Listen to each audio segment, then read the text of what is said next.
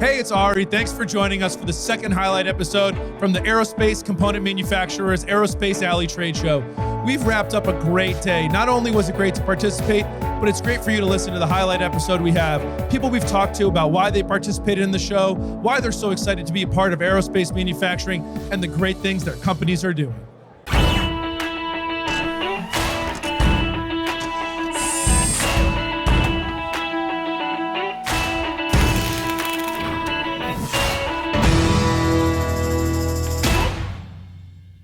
Just a quick reminder for you to like, subscribe, and rate this podcast so we can get your feedback and know how to make it better. I'm with Dorothy Carlone, Vice President of General Machine at the ACM Trade Show. Dorothy, thanks so much for coming on. Thanks for having me, Ari. That's my pleasure. Dorothy, why don't you tell the audience, what is General Machine? What do you guys do? At General Machine, we are a manufacturer of space and sea products. Our main customer is Collins Aerospace, so we make parts for the shuttle and for the submarines. Submarines, listen, NASA and space. It's like exciting. Really, there's some really cool stuff. Yeah. I think before we kind of talk a little bit more about General Machine, and definitely want to touch on the ACM trade show, as well as sort of your experience in ACM. Let's talk a little bit about sort of the background about how you got involved with General Machine. I know you guys have been around for a while. Kind of give us the history. Yeah. So our dad started the business 41 years ago, and he ran it until he passed away unexpectedly 12 years ago. At that point, we really didn't have a succession plan. My brother and I both had different careers, and we really thought we were going to dissolve the business. But we had a 6-month plan of just completing any orders he had because we knew enough about the business to do that. And 6 months turned into 12 years, so here we are. 12 years and going strong, right? Yeah, that's great. So what's your role in the business, Dorothy? Okay, so my role is, because we're small, I wear a lot of hats. So most of my everyday is customer relations, scheduling, and then on the other end, it's ordering material, ordering hardware, just making sure every operation is flowing, everything down to even billing. So when you're small, you kind of have your hands in everything. It's good because then you know it and you know your business, but it's tough because one of my challenges is just getting out here for a day like today even. Yeah, getting out into the community and seeing what's going on. Yeah. So for somebody with an education background who didn't really have any background in manufacturing, we're right at the trade show, right? Yeah. This is the morning part of the trade show where we're all talking about why people may want to get into manufacturing in those careers. You switched from an education background, from a homemaker to then in education and then into manufacturing. How did you find that pivot? And I mean, obviously you must like it. You've been doing it for a dozen years. Yeah. Well, I do like it. And I do like that I wasn't forced into the business.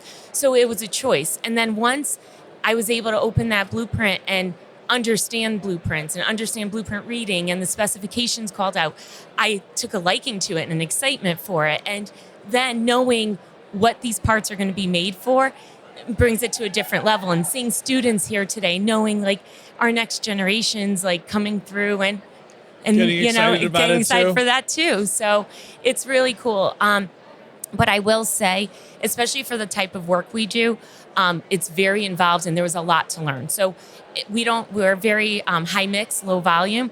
So every drawing is a new drawing each day. So I'm looking at these parts and we hardly ever have like repeat orders. So I look at these drawings, I have to understand the specification calls out for the material, specification calls out for outside process, who's approved for that process.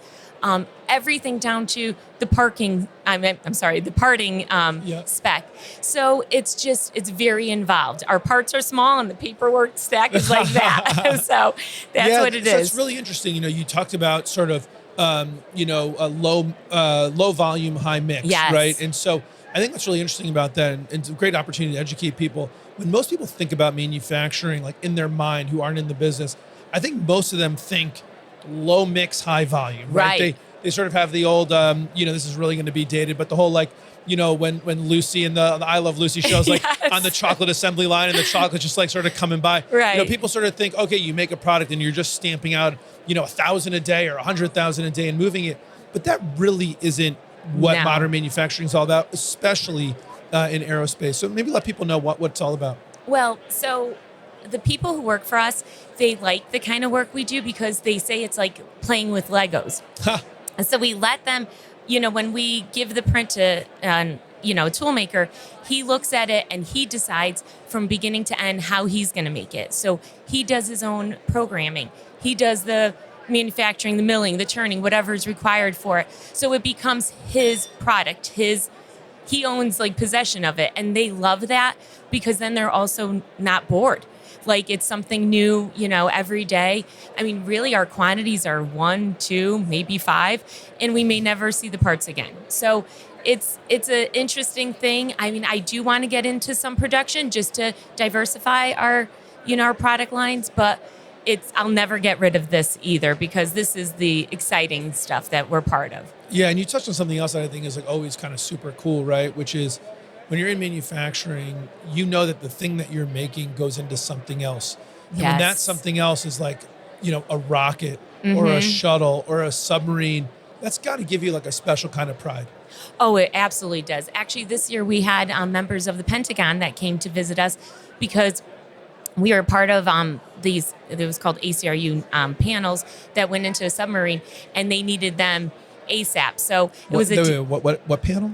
The program name is called ACRU. Got it. And what is it? It's like something that goes on the outside of the sub? In the inside, and it protects things. So, and it was so exciting. It was considered a DX rated order. So I had to really shut down all my other, any orders I was working on because they came in and said, we need this. We need General Machine to make this happen. And we did.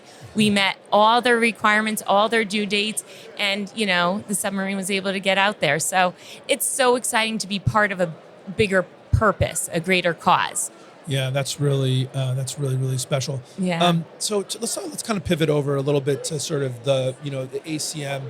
We're at the ACM trade show today. So just a little bit about why you feel like it's important to invest your time in the show. And for those that don't know, the show sort of has two components, right? There's the morning component, which is really all about students, and then the afternoon component, which is really about networking, getting to know each other. So, it's a day, and you've had to commit the day to coming out and getting outside your four walls to be here on your husband's birthday, no less. And what is it Happy about? Birthday. Yeah, that's right. Happy birthday. And what is it about the show that you find valuable to spend your time? Oh gosh, there's so much to it. So let's start with the morning. So you see all these students walking around, and I used to work at a voc tech school.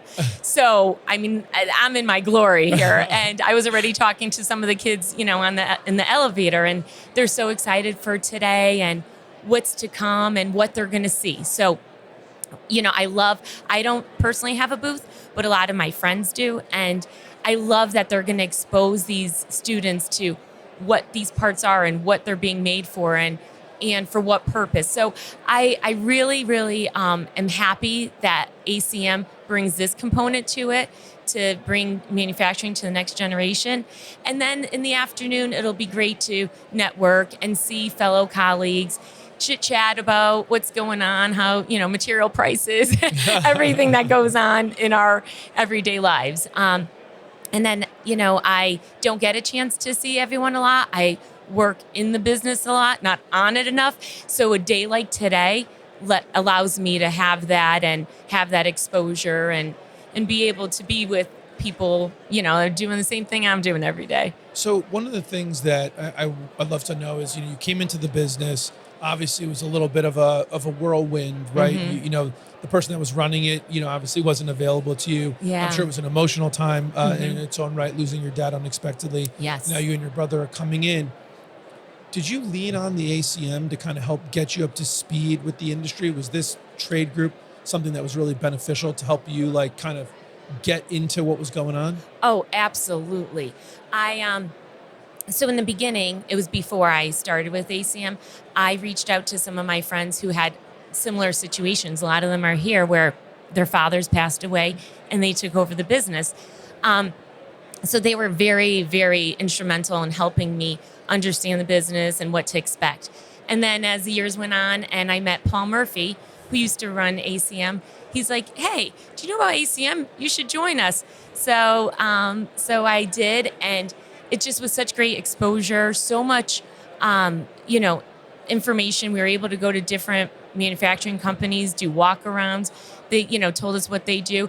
And what I really appreciate, and I'm sure you're hearing this from more people, is that everyone's willing to share. The stigma of I'm going to protect my information. I don't want you to steal my customers or anything. That's so gone. Now it's all about sharing and being there for each other. So also during COVID, ACM was so important and so great at keeping us on top of the requirements and, the COVID vaccines and protocols, everything that was required of us. And we had weekly Zoom meetings, emails kept coming in. It was just phenomenal. They were out of this world, so informative and so instrumental. Yeah, it's great. And I think you made the great point early on, which is, if we want to be here for the long haul, we don't just have to, just like we sort of say, you got to work on the business, not just in the business. It's nice to have a trade group that's not just thinking about how do we make the business climate better today, how do we network today, but what do we do to build the workforce for the future, right? Because I hear so often that one of the hardest things manufacturers of all kinds, aerospace in particular, that they have to grow is finding great employees. Yes. We got to start building them now if we want them to be there later, right? Oh, absolutely. Actually, 2 of my employees were my fellow students from the Voc Tech School. So yes, absolutely. We need that. We need that. Get them in it, realize how exciting manufacturing is. Again, back in the day, even I had the stigma that it was dull and dreary and dark and gloomy. Dangerous. Yeah. But look at this. It's not like that. I mean, it's so exciting. I wish your audience can feel the excitement in this room. I know. It's amazing. We have really good microphones, which is nice to hear us, but kind of dulls out the brown. There's a lot of really, really positive energy, which is great. And Dorothy, just one thing I want to end with before I go on is, I think there still continues to be a stigma about women in manufacturing, both at the floor level and at the leadership level. Yes. And I wonder if you could share with the audience sort of your perspective on what it's been like to be a woman in manufacturing. That's a good question. I feel like it's gotten better through the years. There's more women in manufacturing. I'm part of a women in manufacturing group.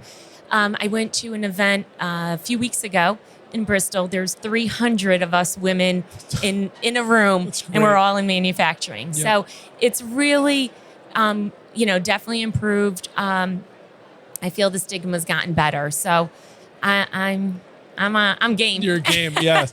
Women should be looking, and there's just so many women doing so many, great things, whether it's Jill Mayer at Beat Industries or Marietta Lee at the Lee Company. We've just got women in leadership roles, taking over companies, running organizations, doing what you're doing, helping grow these businesses. So I think it's a really welcoming environment for women, and hopefully more women will open up their minds and their hearts to manufacturing. I hope so. Dorothy, it's been awesome talking to you. You've got a really, really great story. We only just started to scratch the surface. Hopefully we can get you on for a full episode. Oh, I'd love that. I look forward to it. Thanks so much for coming on today. Thank you. Thanks for having me. Hey, it's Ari. I'm at the ACM trade show with John Bau, Director of Career Development at Quinnipiac. John, thanks for coming on. Happy to be here. Thanks so much for having me. You enjoying the show today? It's fantastic.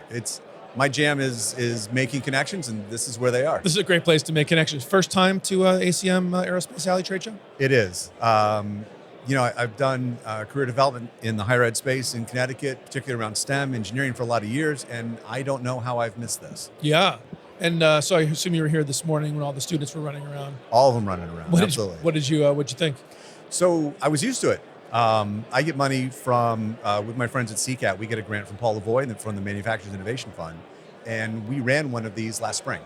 Got it. And, it's exciting to have, 1,000, 1,500 young people getting excited about manufacturing and probably also excited about not being in school. But the idea that they get to make things, that's even an option.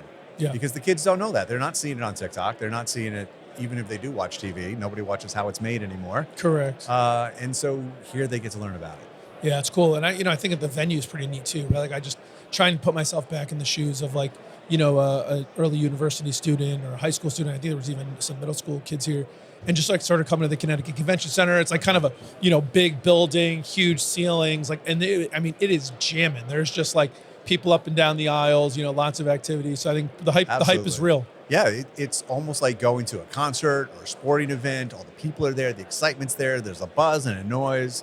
And it's real exciting that I guess it's our friends at Ready CT that put that together for these guys. Yeah, they did. Yeah, that's cool. Well, awesome. I just wanted to get that out the way. Glad to have you for your first ACM trade show. Now that you've been here, I'm sure it won't be your last. the event keeps on growing. So glad to have you be a part of it. So let's get to the real important stuff here, John. Sure. Which is, who are you, John Bau, and what do you do? So I am a connector, a catalyst. I bring folks together. In my day job, I'm Director of Career Development for the School of Computing and Engineering at Quinnipiac. And it's important to get all of that out because, yes, we do have computing and engineering at Quinnipiac. We don't just do polling. Exactly. Right. You know, polling, law school, med school, and turns out not so bad at hockey as well. There you fair, touche. Right? Well said. But in this state, when people think about innovation and technology in the higher ed space, UConn clearly as our flagship state school, the research institution, and they do an amazing job. Yale is a world-class institution, spinning off a lot of businesses, especially in the bio space. But half of the engineering students in Connecticut don't go to UConn. True. To be fair. Yep. And they're at places like Quinnipiac, Fairfield, UHart, Central. Yep. Absolutely. Listen, as a member of the Board of Regents for Higher Education, you better be talking about our state schools and throw some love at the community colleges too. Absolutely. Well, and the two-year programs are really a model for what's going on in Connecticut. Yeah. And not so subtle plug, here it comes. I'm currently the president of the Connecticut Career Consortium, which is the career development folks across the state of Connecticut. And one of the reasons that's important is to get us all working together. In the same way that the manufacturers here today are banding together to help elevate the aerospace industry in the state, as the folks around the schools and colleges can talk to each other, let the four-year schools work more with the two-year schools, we can put on events and really help address the workforce development needs in our state, which is, sort of where all of my worlds intersect. Yeah. So talk a little bit more about that, because I think one of the things we talk about the public sector, we talk about the private sector. I don't know that we do enough talking about, education and its role in sort of career development. It's certainly not lost on the audience. So this podcast or anybody even tangentially related to manufacturing, the challenge of finding, good talent in the workforce. Maybe you could speak a little bit to sort of from your consortium position as well as from the Director of Career Development, sort of the thinking from your side, the education side, of how do we sort of bring this together to make the sum of the parts greater than the whole? So we need to move past the low-hanging fruit. I mean, the low-hanging fruit is there. Everybody likes it. So students... And go ahead. Yeah, what's the low-hanging fruit? So the low-hanging fruit is it's very easy for employers to know that our good friends at the University of Connecticut graduate a lot of smart engineering and computing talent, but there are other places for that talent. And then the young people are so used to what I call the Amazon Prime model of getting anything in their lives, really. They applied to colleges, maybe from their phone. A couple of clicks, and then they applied to 17 colleges, right? They need a new shirt or a notebook. They're on Amazon 2 or 3 days later, they get satisfaction. And unfortunately, the internship and job search process just doesn't look like that. It's a human process. You can't just click and go through. You've got to get a relationship with the HR person, with our hiring manager, and young folks are willing to embrace that process, but nobody's told them about it. In the same way they could get excited about the manufacturing careers, they just don't all know about it. Yes. So that's interesting. So I'd sort of if I could peel back the onion layers on your take, I think you talked to a lot of people, and this has probably been going on time immemorial for every generation, thinks the generation or two before it is lazy and doesn't want to work and whatnot. But what I'm sort of hearing from your perspective is, maybe look at it from a different angle, which is, look, they want to work, they want to get engaged just as much. It's not so much of a lack of desire, it's a lack of knowledge. And is that where you're at? And is that 100%. Your goal is to close that gap? Absolutely. So, as we've had the rise of digital technology in our homes and our workplaces, one of the things that's happened is that media has become splintered. Before we started recording, we talked about how it's made. Yep.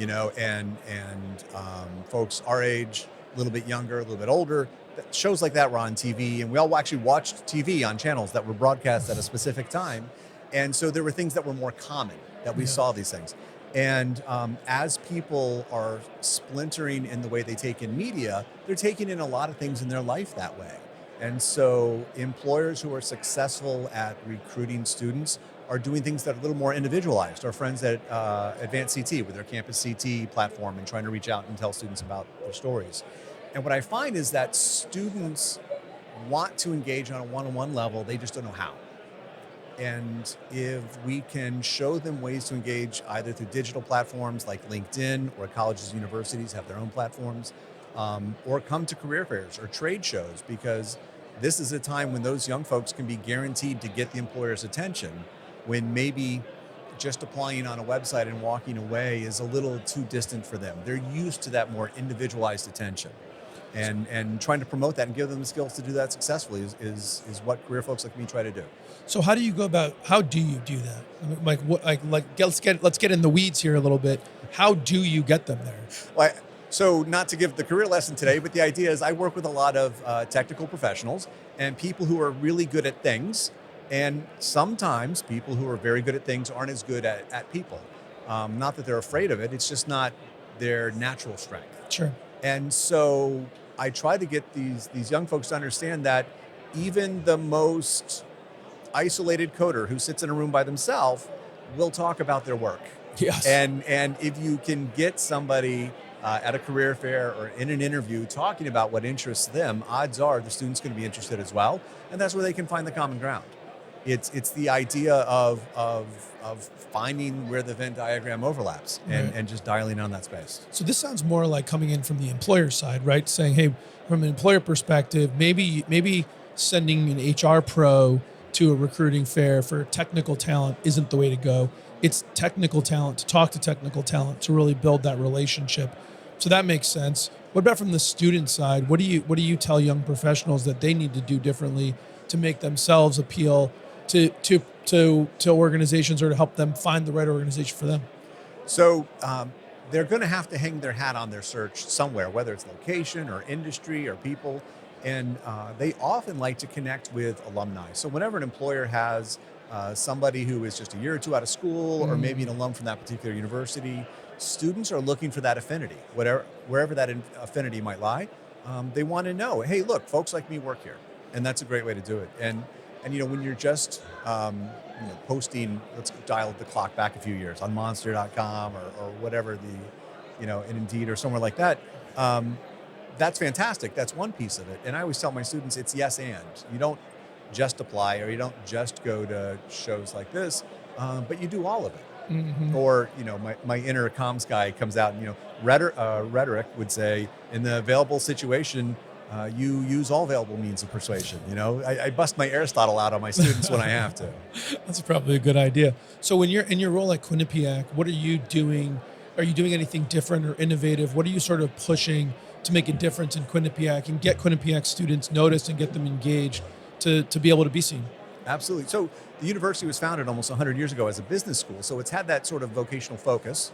That's a part of our DNA. But as a member of the Connecticut Career Consortium, my idea is to try to leverage relationships that are going to help everybody. So as I was mentioning a little earlier, through the Manufacturers Innovation Fund and administered by Paul Lavoie, we've been able to get a grant to actually host the only statewide manufacturing career fair that's open to the public. Oh, wow. And so we've been able to do this for 2 years in the spring, sort of a just-in-time timetable for our smaller manufacturers. And because the MIF is grant funding this event, it's free. And so a smaller manufacturing company maybe can't afford to send a team of 2 or 3 people across the state or out of state and pay the fees and everything on top of it. So it's important that with the help of the Manufacturers Innovation Fund, that we make this event free for our employers. But we don't stop there. So we can get the employers to come in, and we historically have had between, say, 85 and 100 employers at this event. Absolutely. It's a solid number. It's terrific. But the grant funding also allows us to work with vendors to bring in buses, so that I can send a bus up to UHart and Central and bring the students in. They can go to Manchester and Goodwin and bring the students in. I had a bus go to Fairfield and Housatonic and bring students in, and I filled a whole bus with students from the University of New Haven. And so a smaller employer who might be in Plainville may not go to Fairfield University to the career fair, but if they can come to a larger event like this, meet students from across the state, from 2-year schools, from 4-year schools, it's open to the public. We've had high school kids, we've had career changers. And the idea is that all of us working together can hopefully help meet these workforce development needs for the state. Wow, that's really terrific. I mean, that's just, I think, a great example, right, of everybody working together. You got some government funding, you got educators in the room there, and then you're getting kind of employers to come down and it's sort of the power of the three together really kind of punching above its weight. I have to put a plug out there for our good friends at CCAT as well. Who? Exactly. You might have met them once or CCAT, twice. yeah, I think I've heard about that. But Ron Angelo and especially Eileen Candelas is actually our primary point of contact. Sure. And this grant for the fair dovetails in with the MIF internship fund that they administer.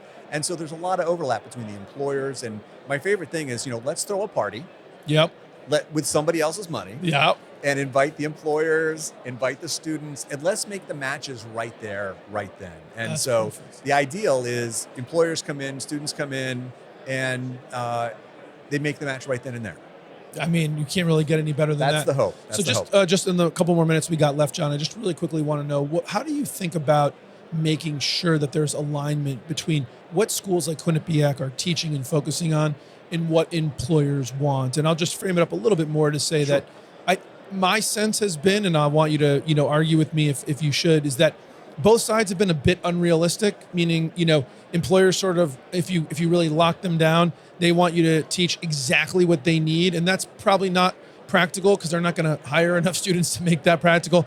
And sort of on the other end, educators sort of feel like, well, once I've created it, I just got to run it for 10 years. And they probably both need to come to the middle. I don't know if you agree or disagree, but I'd be curious your take and what we can do to sort of bring that together so that we are producing the right talent for our companies. So if you look at the schools producing four-year engineers, we're not hamstrung, but there are constraints based on accreditation requirements through ABAT. But that's just on what we teach, not how we teach it. Sure. And it's that how we teach that can really make the big difference.